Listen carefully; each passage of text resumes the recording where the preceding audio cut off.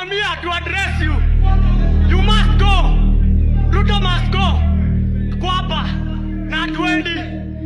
Kwapa tunalala huku na 20. We don't fear you guys. You hypocrites. We don't fear you. Mr. Speaker, we don't fear you. Tuko ndani. We stomped inside. Sisi ni nani? Hakuna kutu kwa wewe.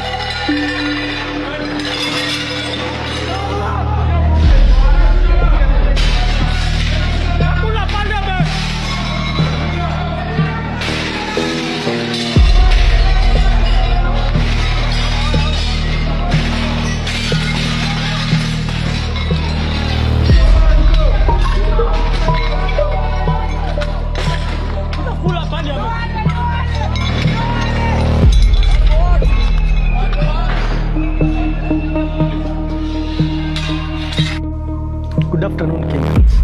My name is Chama, famously known as Mr. Speaker Sir.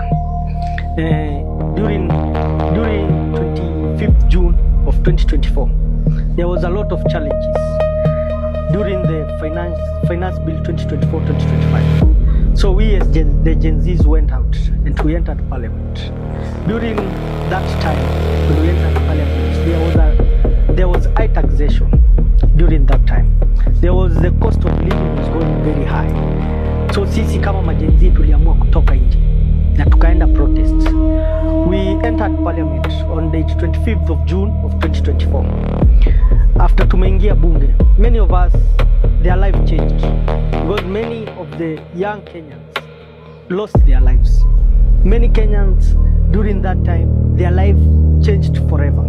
Like mine, I have been in hiding for almost 1 year, 9 months. Now, I need a change. I need to go on with my life. I need to start a new life. A life that is not about fear. A life that I will do my things. And in this life, I've come to start it now. Because of the threat that the government, their people have been releasing to me. Directly saying that tukikupata tutakufanyia hivi, tukikupata tutakumaliza, because we know this government is very malicious and I cannot stay in hide forever.